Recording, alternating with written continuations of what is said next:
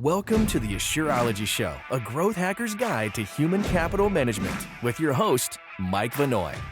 Each week, we bring you experts in human resources, employment law, accounting, benefits planning, and more to build productive organizations. You'll gain practical guidance for your business. You'll be alerted to the latest news and mega trends that impact small and mid-sized companies. We'll give you the hands-on information you need to stay compliant with ever-changing employment laws, the strategies you need to win the war for talent, and much more, so you can focus on what you do best, growing your business. Enjoy the show.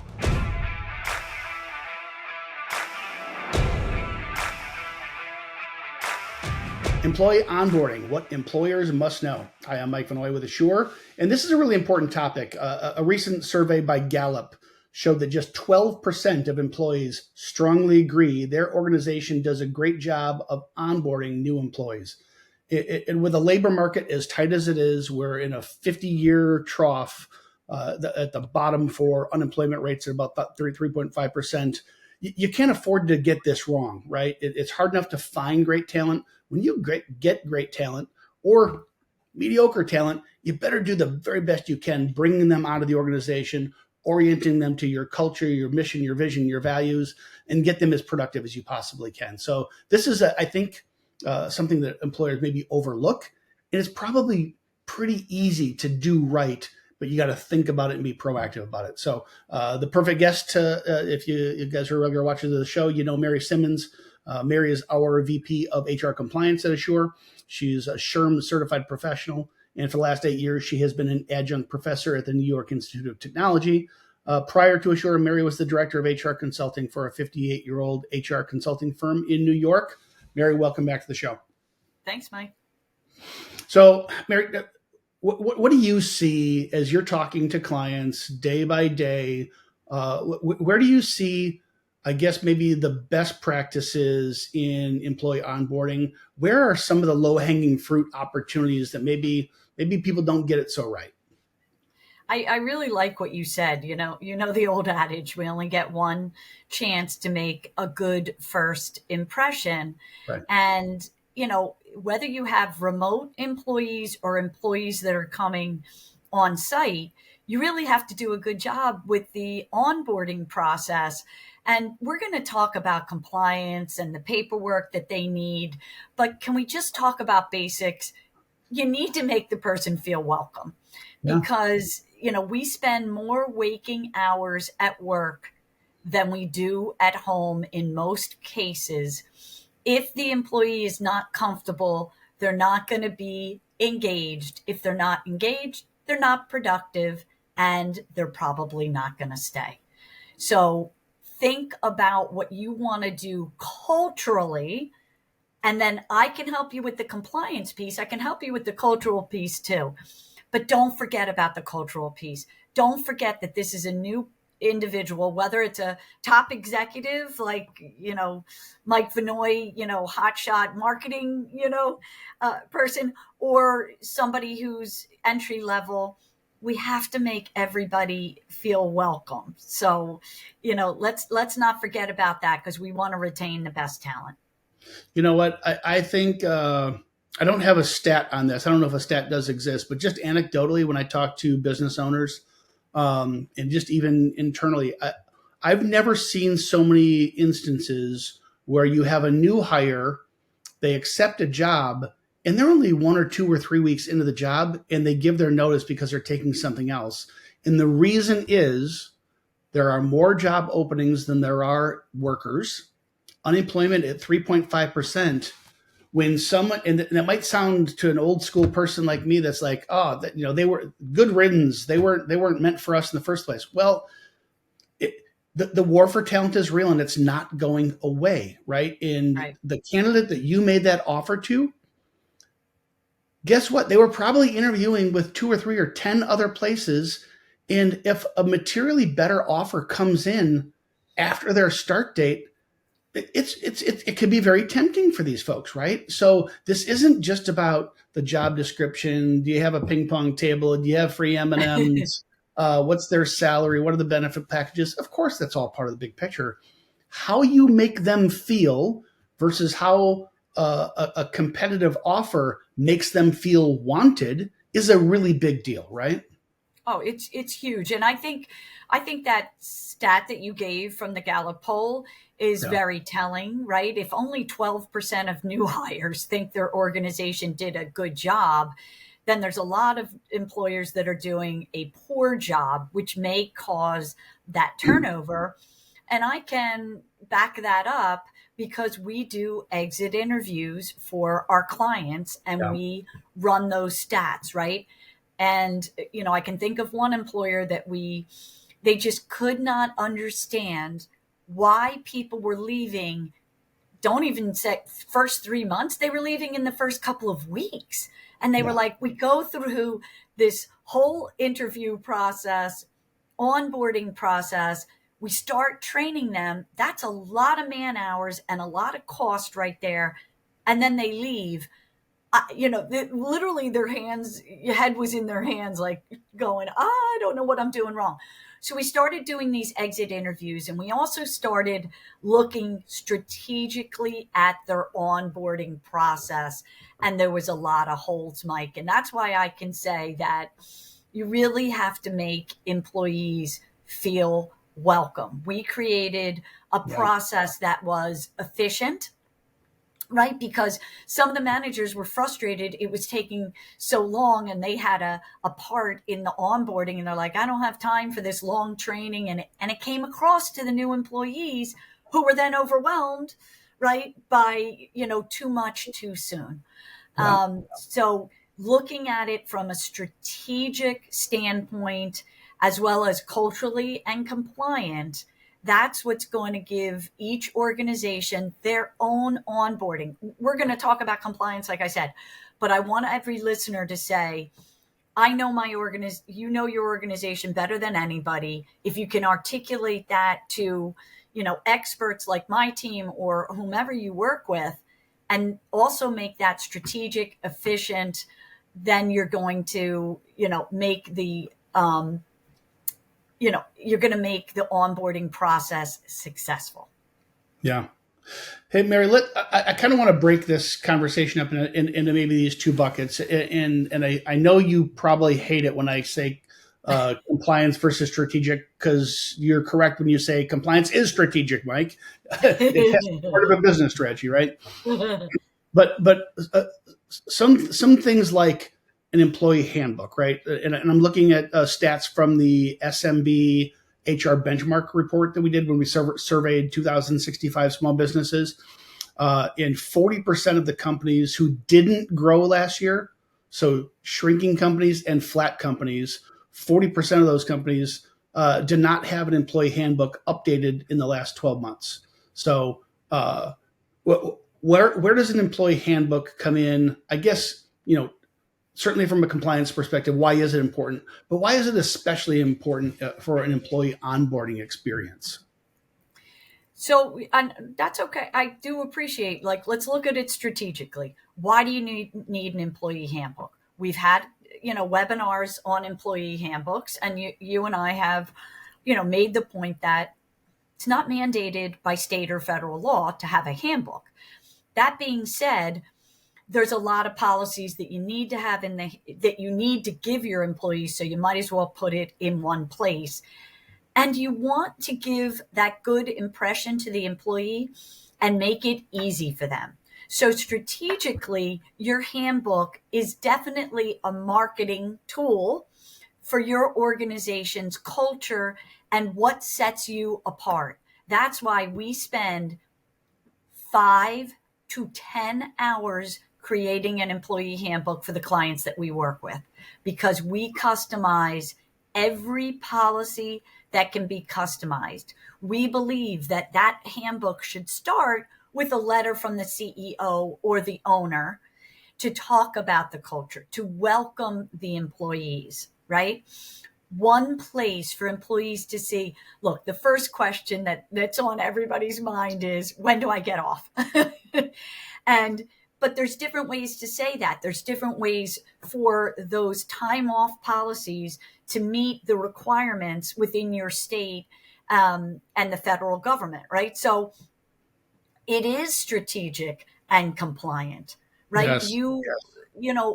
And look, nowadays that handbook becomes very complex because I have very few clients, very few, Mike. I would say 20 to 30% of the clients I support are in only one state and one municipality. Even if they're in one state, they're in more than one municipality, and that can make the law different. So the employer is now, faced with the decision. I have 50 employees in Washington state, which means they get FMLA, family medical leave. I only have 20 employees in Tennessee. Do I extend a similar policy to my employees in Tennessee? These are the conversations that the employer needs to have. These are the strategic things that they need to think about.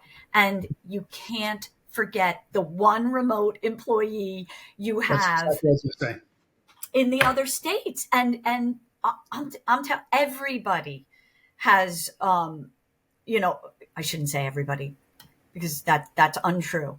But I would say I only have 20 to 30% of the clients we support in one state, in one location in that Yeah. state. Yeah, increasingly, especially post-COVID, but this is a continuum that was well under its way for 10, 20 years, that you might do business in one state, one location, one building that people report to. All it takes is one employee who works in a different, maybe even same state, but different city, county, or perhaps a different state, and that may be different laws that you must comply with. So can you give an example, Mary? I want to paint a really clear picture here. So handbook, good. Here's the rules of the road, and it protects me as an employer. So it's a bit of an insurance policy, and I'm doing a CYA here. Okay, make sure everybody understands and that they sign off on an annual basis to these are the rules. But that feels very legalistic. Can you give like a real life example? What would the talk track look like explaining a leave policy and how that ties back to, say, my culture that I'm trying to create? I really like that you use that example. And I'm going to sort of combine strategic and compliance because that's what I do. Yeah. To say that, if you have a PTO policy, that should be looked at every year. And the reason for that is not only compliance wise, but strategic wise. So if, let's say, you do a SWOT analysis on your organization, where are your strengths, where are your weaknesses, where are your opportunities, where are your threats? Some of that information is going to be a comparison between you and your competitor. You need to be looking at your PTO policy every day to say, does it match the culture I have? I say I'm a family-oriented organization. Do I give enough PTO? How does it compare to my competitors? Are my competitors giving, say, an unlimited PTO policy and mine's pretty tight? Am I losing talent because of that PTO policy? Is it explained properly? And of course, you have to look at it for compliance reasons. So a lot of times employers will say, well, if you say there's no new laws, Mary, why am I looking at my handbook every 12 months? Well, you might need to look at it even more often than that, because the time off policies, and we're just using that as an example, there's a lot of other policies in there. Any time off policy is going to be important to your employees. So do you reflect your culture and your population? If you have an aging I have one employer, and I will tell you that, the business has been around 65 years, and maybe employees haven't been there 65 years, but he does have 30, 40-year long tenured employees. Well, they're looking for different things in the handbook than somebody who's brand new. How are you looking at your population, your competitors, your culture when you're doing your handbook? Very important. Yeah. I I interviewed someone on this show, Elizabeth Gore is her name. She's a small business consultant. I'd say she's the entrepreneur of all for entrepreneurs, provides financing and consulting services to small businesses. She's a small business herself. One of the things that she has in her mission, vision, values is, hey, we're a small company. We wear many hats. And she wanted to get ahead of this culturally, that at this company, everyone takes out the trash. There's an example of something, I think, I want your opinion. It's not compliance. There's no Department of Labor regulation that says who does and doesn't take out trash. It's not part of any union contract. It's nothing like that. But she wanted to have a handbook that would incorporate both the legal requirements and the culture, the tone she was trying to set as a company, that, hey, nobody's above nobody's more important than any job here, right? I'm the founder, I'm the CEO, and even I take out the trash here. I make coffee, and so kind of wove that into the talk track for onboarding employees and talking to them in a way that combined both the compliance-oriented components and the strategic components of culture. I'm curious what your thoughts on and how you would implement that example. So I think that the onboarding process also has to set expectations, and your handbook's going to do a large part of that. But you also want to set expectations within that whole onboarding process, right? What policies do you bring to light? She chose to bring that to light, and I'm smiling because I support a small real estate office, and they actually had somebody resign because they asked her to take out the trash. So she's smart to make expectations clear at the beginning. Keep it culturally sound. Don't make it sound like it's a punishment, right? And you right. can't, you can't list every single thing that everybody's going to do. That would be impossible. But having a frank conversation that it's a good thing that we all wear hats because we're a small organization, and it comes with its challenges because we all have to take out the trash. That should be a talk track that whoever's doing the onboarding, and I would say that part of the onboarding is an orientation to the organization. That's one of the things that we moved into place for the organization that I said had that high turnover in the first couple of weeks, because they were just like, kind of like a factory, right? Come in, fill out your I-9, fill out this. Okay, your desk is over there, right? And people are like, right, there's got to be something more to it.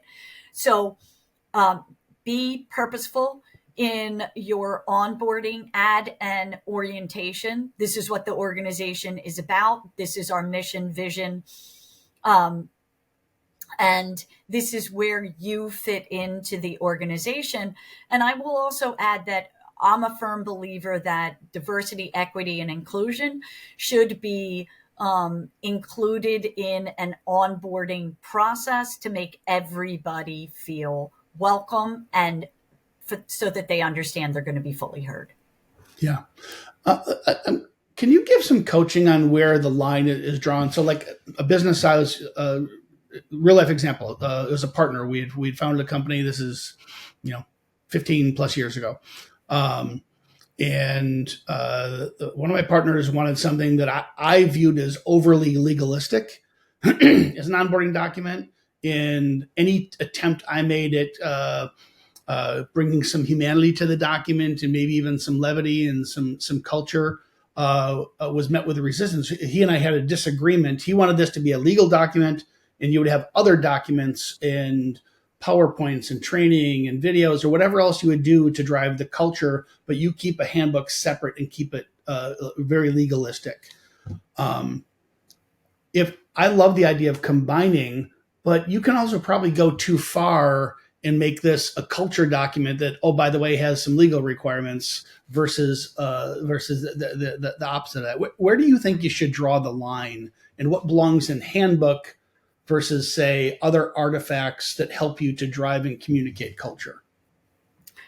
I mean, I would suggest that you can combine them. For example, this real estate office sells to 5 harbors. That's kind of their branding. And so I did the handbook in blue ink and put a beautiful picture of some of the harbors in the beginning of the handbook. Where you can't really take too much latitude is when it's a legal document, Yeah. right? So a legal policy. So you can't take too much, you know, you can't make too many changes when it's, The say the FMLA New York is the City policy. FMLA. You don't try Yes. sugarcoating it. You actually hurt yourself. You could put yourself at risk, Right, right? right. So there's going to be legal documents um, within that in blue ink, right? With the logo in the corner, which is, beautiful. That's okay. But I will say this: and we have a webinar on handbook, so I don't want to go too much into the handbook, but there are some documents like a confidentiality agreement which should be pulled out of the handbook because it's a legal document, and the handbook will say at the beginning, if I write it or if my team writes it, this is not a contract of employment. You don't want it to appear like a contract, even though you Right. want the employee to sign off on it, where a confidentiality agreement is a contract. So there are instances where you will have legal documents like a commission agreement that should not go in the handbook. That is separate, it is individual, and it gets signed. Yeah. Last thing I'll say on handbooks. So I cited the 40% of companies who did not grow last year. So shrinking companies and flat companies, 40% of those don't have a handbook, right? So 60% do. It's 80% of the fast growing companies do. And so I've said this on the show before. People like you are put on earth to help people make their handbooks better and compliant. But I think employers who simply do it, even if they do it badly, the fact that you are put the time, effort, energy into creating a handbook, I think is an important signal to your employees that you care about this. You're trying your best to communicate, even if you're fumbling your way through it. And the data is clear because our survey, we didn't have any quantitative measure to say whether these are good handbooks or bad handbooks. It was just binary. Did you have one or did you not have one? And it's a difference of 20%. 60% of flat and shrinking companies have them. 80% of fast growth companies have them. So it's clear you should do it.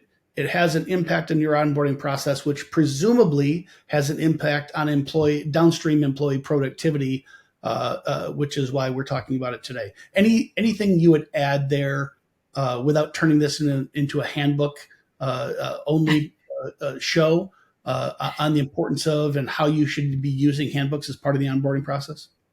I would just say, because, I've got the compliance hat on, maybe more than you. I would say that if you're going to do a handbook, get some assistance with it. Don't borrow, your friend's handbook from their organization, because there's a reason they take us 5 to 10 hours and we're experts. We probably do 20 handbooks a week.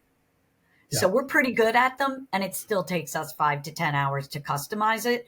So you might not have the culture piece, but getting that compliance piece correct is difficult.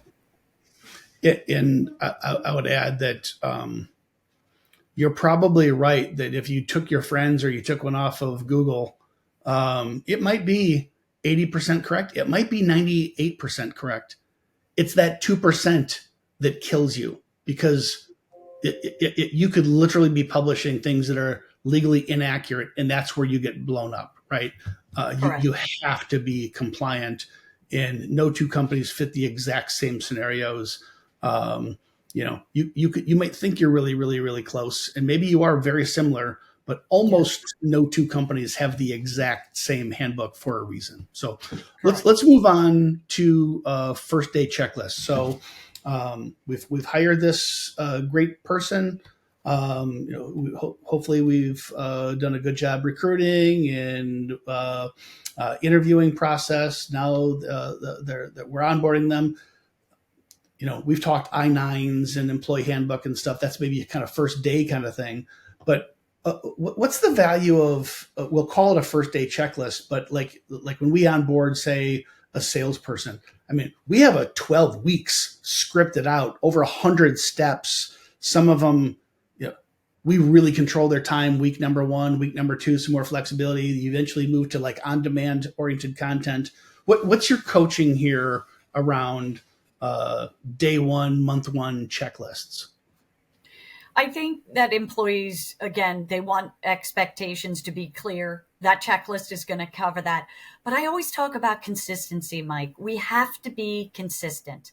And even if we make our expectations clear, if we don't give the proper training, introduction, communication, our new employees are never going to meet the expectations that we set forth. We have to support them, and having a first day checklist. And as you were saying, I would continue that to a first week, first month, 3 months checklist as far as, what is the paperwork that we're getting from the employee? What are they going to do?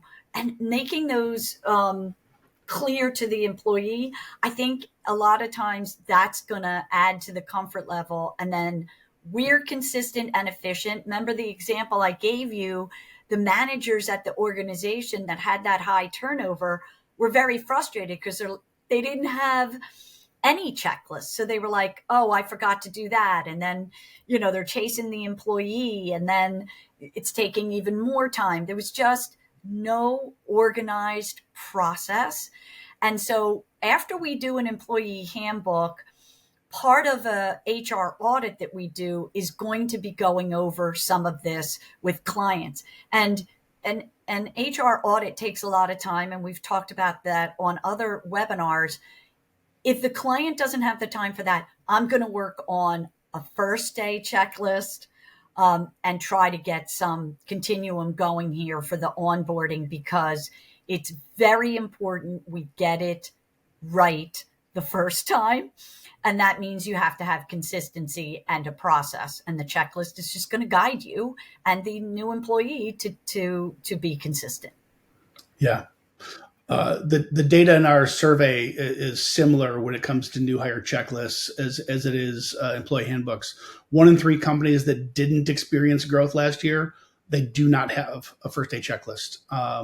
8 in 10 of the growing companies do have a checklist. So there's a clear gap between those growing companies do this, flat and shrinking companies more commonly do not do this. So this is an area where I feel like, because there is at least some of an employee handbook that is a bit of there's a compliance component, there's a legalistic component to it, that you got to get that right. In the culture additive stuff, it leaves you room to improve your handbook. To me, the checklist, this is one of those things that same rule perhaps applies. The simple fact that you've done it and you've created it does perhaps signal something to your employees. But when I've workshopped things like this with teams before, okay, what are the first day activities that you want someone to do? You can rattle off the first 2 or 3 or maybe 5. Once it gets to like 10, it gets really hard. Once it gets to 20, I think the biggest benefit, again, even the checklists aren't amazing, it forces employers to think, okay, what are the steps? What are all the things we really want them to do? And so, A, it forces you to think through the process at a depth that you would otherwise probably underestimate. And then B, it almost creates a checklist of like, oh, well, I want to have employees trained on this topic, but we don't have a curriculum for that. I don't even have a PowerPoint on that. I don't have a Word doc or a PDF or a poster on that.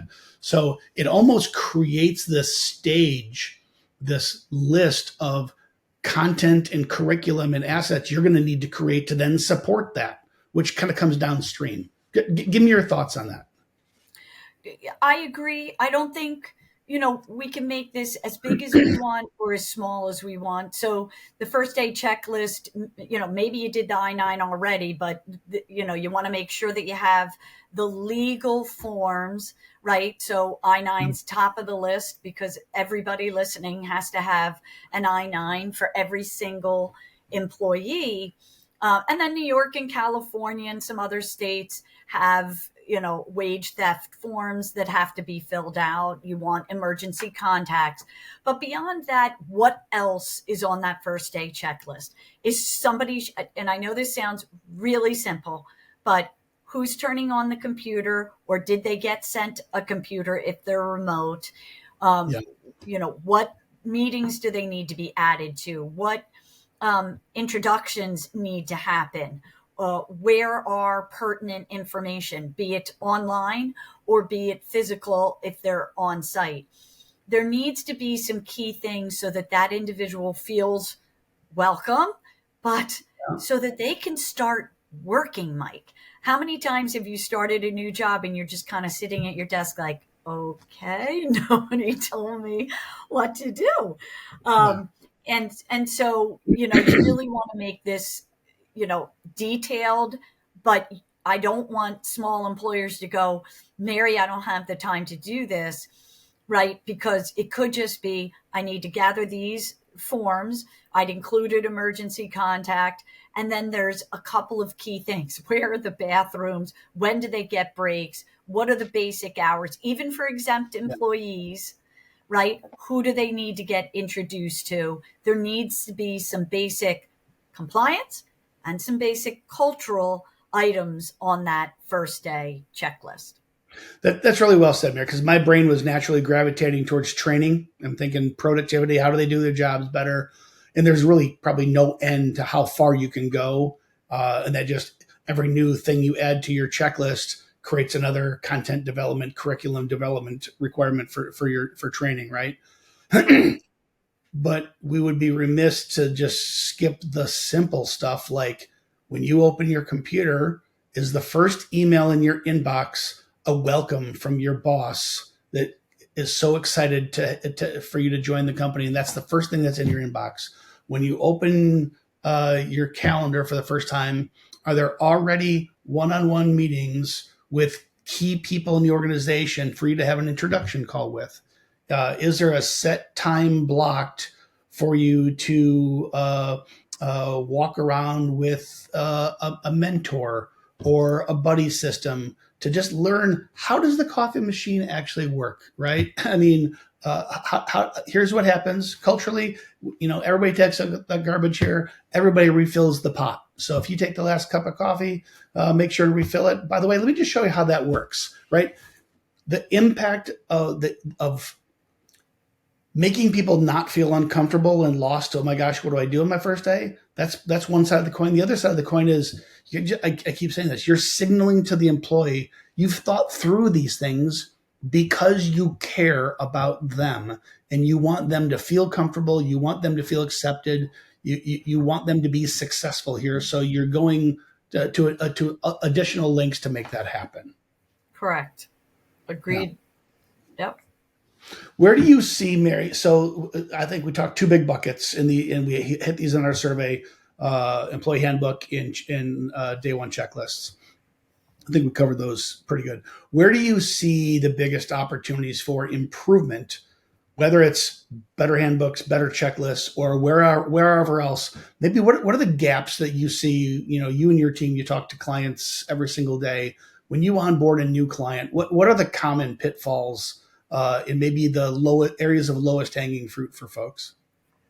I think now that we can utilize and leverage software to automate these steps, whether the employee's remote or not, it's really nice to have it automated. It's going to make it easier for the employer, number one, because then all the forms are stored electronically in that piece of technology, that system. Yeah. Number two, I think it makes it easier for the employees, right? I work for Chase Manhattan Bank. I used to bring 20 people into, an onboarding situation and hand out the paperwork, or even if I had a little folder, collect it. Gone are the days that I think we need to do that. So, Assure has, a really nice piece of software Yeah. where my team would help the employer leverage that technology so that everything is automated. Look, it makes you look more professional. That's one thing. But the other thing is, this is going to make it consistent. And it's also just going to save the employer so much time that there's Yeah. just no comparison. That's a good segue to maybe where we close. I opened at the top the Gallup survey. 12% of employees say that they have a good onboarding experience with their employer. Right. So uh, I think we've mostly focused this from the lens of the employee, how to improve their experience. What are some of the beneficial outcomes for employers by improving the onboarding process? I think, engagement is probably the best effect of having a really positive onboarding experience for a new employee. And engagement is really important, right, Mike? So it lends to an employee being retained by the employer, but it also will lead to increased productivity. If we give the employee the tools to do their job, and I would say a positive, effective onboarding process is starting them with the tools that they need, that employee is going to be more productive and less likely to leave us. These polls prove that. And so does, my experience doing the exit interviews with clients. Yeah. Yeah. And I think you're spot on. And I keep coming back to what I think is another side of that same coin. I'll date myself, but 20 and 25 years ago, being part of teams, going through Six Sigma training when that was in vogue in corporate America, and maybe we were collapsing a function out of multiple offices into a data center, or maybe we're outsourcing a process offshore or something. Where these things failed is when you would say, okay, we're just going to consolidate this, and all you do is consolidate the human beings. Now these people are going to do what those people did. If you don't document the processes, then all the white space that exists between those processes, you don't know about it in your change, whether it's outsourcing or consolidation, it fails miserably. And to do, say, outsourcing or process reengineering right, you have to document the process. And to me, that's the beauty and one of the hidden benefits that employers might not think about. Uh, Obviously, you want to improve productivity of your employees, time to productivity, reduce turnover, save time in the process. All those are, I'd say, obvious things that you want to try to achieve. I think hidden benefit here is by you simply documenting it and laying out the process, things are going to be revealed to you. That's like, oh, wait a minute, we're actually not very good at that. We need to I shore up forgot this. something. Yeah.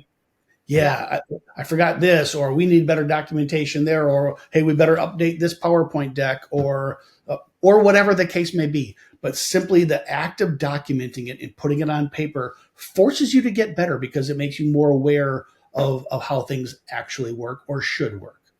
Mary, anything you'd want to say in closing on this topic about best practices around onboarding? I would just add that, I agree with you wholeheartedly that there needs to be a process, right, that's efficient and compliant. But don't forget about the communication that goes along with this onboarding process, right? So, how are we communicating? Why we are asking them for certain paperwork? Everybody knows you have to do the I-9, but you might have a younger person that you just hired, and you may need to explain what that is. So there has to be clear, concise, and culturally sound communication to go along with our effective, compliant Yeah. onboarding process, right? So, you know, talking to that new employee in a friendly tone, Um, explaining each of the things that we're doing and why we are doing them. So the effectiveness absolutely has to be there. Don't forget about the positive communication to go along with it. Yeah, I think that's so important. I joke and have used this example before, but you walk into a place of business and there's a poster on the back wall that says our customer is our number one priority. Meanwhile, the person at the front desk never looks up, never makes eye contact, is on the phone with somebody on a personal call. They don't acknowledge your presence. Who cares what the sign says? It's the behaviors that communicate the culture to you.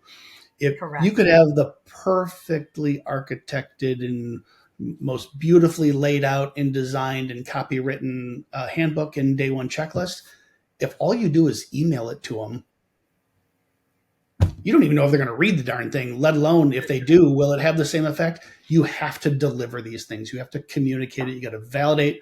This is what I said. Do you understand what I said? And I'll repeat. Here's what I said. Right? It's not the artifact in and of itself that's so important. It is actually from a compliance perspective, perhaps, but it is that communication to help you have a better relationship and understanding of expectations with the employees. Agreed. Yeah. All right, Mary. Always enjoy it. Important topic. Thank you. We're going to continue on this theme as we talk about the discrete areas of from pre-employment all the way through post-employment. We want to make sure everybody understands what the traps are, but also what some of the low-hanging fruit best practices are. So more to come on this continuum of the employee life cycle. Thanks, Mary. Thank you. At Asure, we build human capital management software and services that help 90,000 companies like yours attract, develop, and retain great people. Our low upfront cost and affordable subscription model allow you to save cash to invest in things that drive growth, not overhead. To learn more about how Asure can help you claim up to $26,000 per employee with the Employee Retention Tax Credit, automate your payroll, and build productive teams that are compliant with ever-changing HR laws, visit AsureSoftware.com.